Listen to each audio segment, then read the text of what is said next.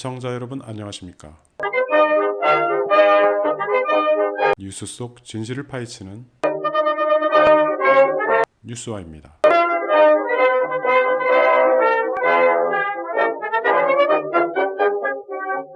윤석열 대통령의 국정 지지율이 27%로 급락했습니다. 민심이 급격하게 윤석열 정권을 떠나고 있는 것입니다.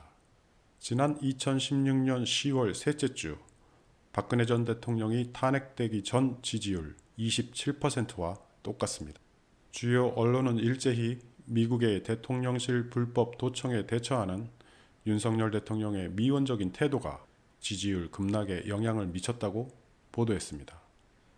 대통령실 관계자는 이번 여론조사 결과에 대해 겸허히 받아들인다고 밝혔습니다. 그런데 한국갤럽의 여론조사가 시작되던 날 여당은 가짜뉴스와의 전쟁을 선포하고 나섰습니다. 민심이 급격히 이반한다는 판단에 서둘러 미봉책에 나선 것 같지만 실상은 윤심이 작동한 것입니다. 지난 4월 9일 윤석열 대통령은 부활절 연합예배에 참석해 진실과 진리에 반하는 거짓과 부패가 자유민주주의를 위협할 수 없도록 헌법 정신을 잘 지키는 것이 하나님의 가르침을 실천하는 길이라고 언급했기 때문입니다. 종교와 정치는 분리된다는 헌법 제20조가 무색하게 행정부의 수장이 종교 집회에서 하나님의 가르침과 헌법 정신을 형식 논리로 엮어가며 거짓과 부패와 자유민주주의 운운하는 것도 모순되지만 여당이 대통령 이중대처럼 국민의 눈과 귀를 막고 국민의 입에 재갈을 물리겠다는 식으로 가짜뉴스와의 전쟁을 선포한 건 주권자에겐 심각한 위협이 됩니다. 마치 지난 80년대 후반에서 90년대 초 노태우 정부가 범죄와의 전쟁을 선포하며 대학에 경찰을 투입하고 민주화 운동가들을 탄압했던 군부 통치 방식과 맥락이 같습니다. 도대체 왜 대통령과 여당이 똘똘 뭉쳐서 국민을 겁박하려 하는 걸까요? 답은 간단합니다. 윤석열 대통령은 지지율 하락의 원인이 가짜뉴스 때문이라고 생각했던 겁니다. 자기 자신을 비판하고 자기 가족의 사법 리스크를 비판하는 국민의 목소리를 가짜뉴스로 단정하고 그걸 거짓과 부패 세력으로 규정하고 그들이 자유민주주의를 위협한다는 착각을 하는 겁니다. 대통령의 이런 사고방식은 절대 왕정 시대에나 있을 법한 매우 자기중심적인 독재자의 발상입니다. 정부 여당은 한술 더 떠 윤심을 행동에 옮깁니다. 국민을 향해 가짜뉴스와의 전쟁을 선포한 것입니다.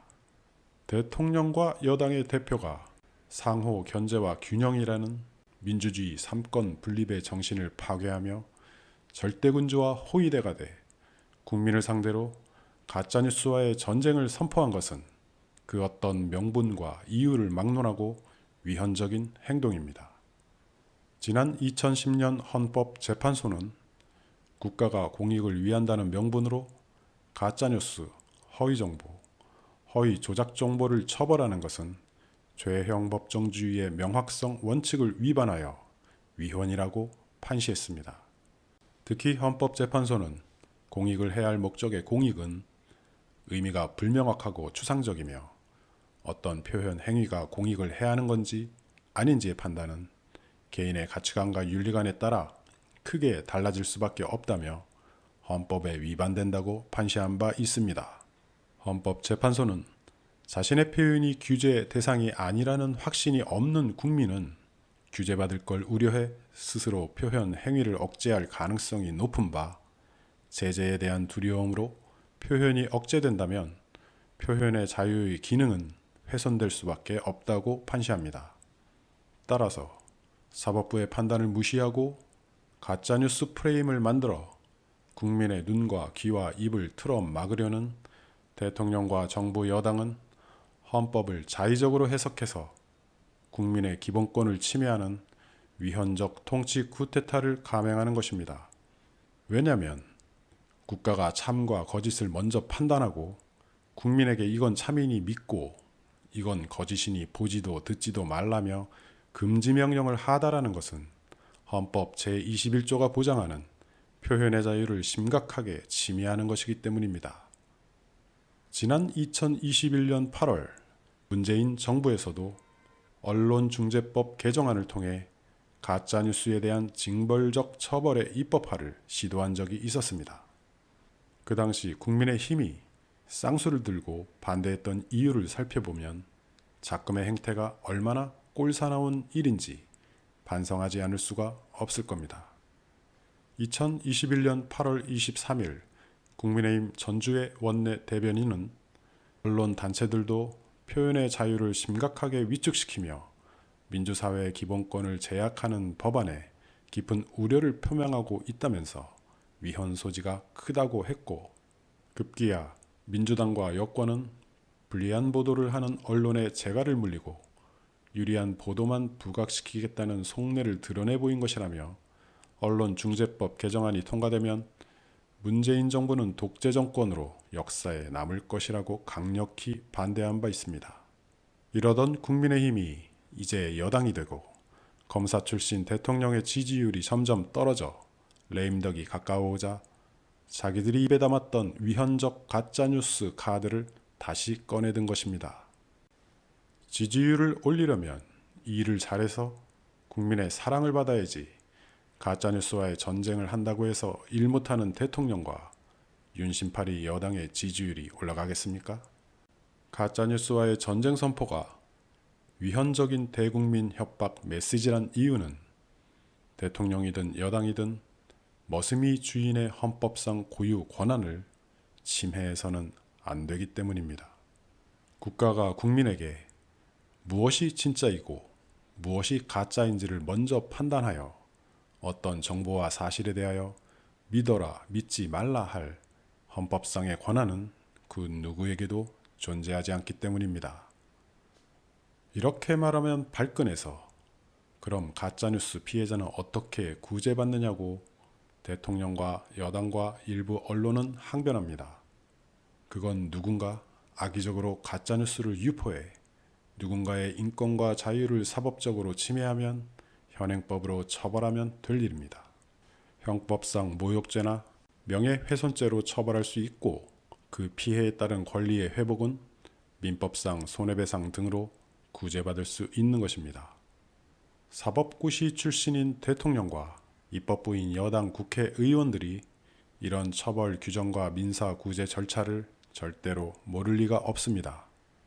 그럼에도 불구하고 윤석열 정부가 끊임없이 국가 권력을 남용해서 국민을 전체주의적 통치 시스템으로 길들여가고자 하는 걸 보면 가짜뉴스 프레임을 만들어서라도 윤석열 대통령의 무능함과 치부를 덮고자 하는 게 분명해 보입니다. 한마디로 이 정부의 본질은 포스트 군사 독재입니다.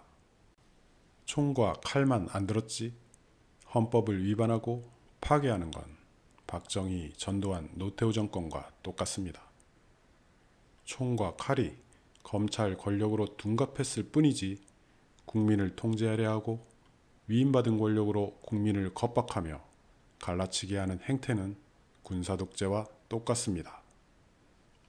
그러면 우리는 주권자로서 생각해 봐야 합니다. 도대체 윤석열 정권은 왜 이런 통치 방식에서 헤어나오지 못하는 것일까요? 그 이유는 바로 윤석열 대통령이 0.7%의 딜레마에 빠져 있기 때문입니다.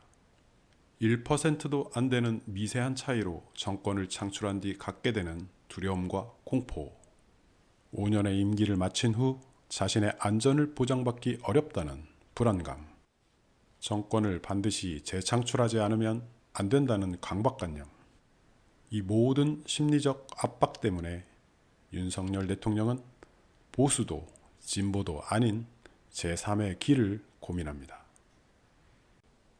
대통령이 됐지만 임기는 5년에 불과합니다. 행정부의 타이틀을 거머쥐긴 했으나 입법부라는 또 다른 링에는 여전히 핵펀치를 자랑하는 거대 여당이 벼르고 있습니다.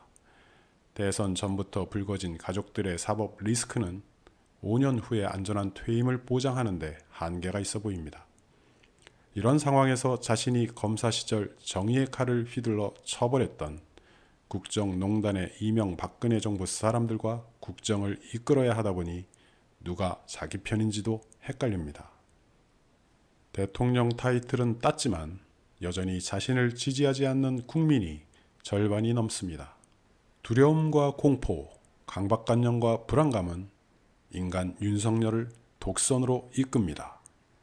그래서 0.7% 딜레마에서 진보도 보수도 아닌 제3의 길을, 즉 다수결 독재로 나아갑니다. 다수결 독재주의, 유발 하라리는 많은 이들이 선거만 하면 민주주의라고 하고 51%의 사람들이 표를 던진 정당이 정부가 되면 민주주의라고 한다. 이는 다수결 독재일 뿐이다 라고 말하고 있습니다.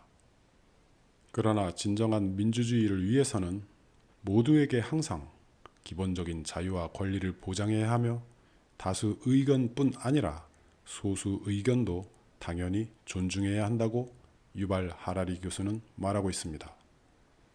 그러나 인간 윤석열은 다수결 독재를 자기만의 방식으로 구축하기 시작합니다. 이른바 윤석열식 다수결 독재, 그 특징은 다음과 같습니다. 자신을 지지하지 않는 국민을 주권자로 인정하지 않는다. 그래서 자신에게 비판적인 목소리를 내는 국민을 가짜뉴스 선동가로 치부하며 국가 권력을 동원해 처벌하려고 합니다. 진보 시민은 애초부터 적입니다. 자신을 지지하지 않은 국민이 지지한 상대 후보를 국정 운영의 파트너로 생각하지 않고 정적으로 여긴다. 그래서 이재명 대표의 정치 생명을 끊기 위해 집권 초반부터 검찰 권력을 이용해 셰퍼드처럼 물어뜯게 만듭니다. 진보 진영은 애초부터 적입니다. 자신이 속한 정당 내에 다른 생각을 가진 사람들을 인정하지 않는다. 그래서 이준석 대표를 축출하고 당대표 선거에서 민주주의를 말살하고 비판적인 보수 세력과 선을 긋습니다. 믿을 놈은 오직 나밖에 없다. 그래서 정부 요직에 검찰 출신을 두루 배치하게 됩니다. 헌법과 법률을 자의적으로 해석해도 된다. 그래서 입으로는 헌법 수호와 자유와 인권을 말하면서도 행동은 모순투성이고 이를 배운 법무부 장관은 등을 자의적으로 해석해 위헌 행정을 합니다. 그런데 0.7%의 딜레마를 극복하기 위해 선택한 다수결 독재의 결과는 참담합니다. 국정수행 지지도 27%의 결과는 인간 윤석열의 두려움과 공포가 낳은 다수결 독재의 성적표입니다. 그리고 이 성적표는 국정농단으로 파면된 박근혜 전 대통령의 탄핵 전 성적표와 똑같습니다. 그럼에도 윤석열 대통령과 여당이 가짜뉴스와의 전쟁을 선포하며 자신들을 비판하는 국민에게 법적인 처벌을 강행하게 된다면 이는 헌법을 위반하여 국민의 기본권과 표현의 자유를 심각하게 침해하는 것으로 탄핵으로 직행하는 아우토반이 될 것입니다. 국민의 이름으로 엄중히 경고합니다.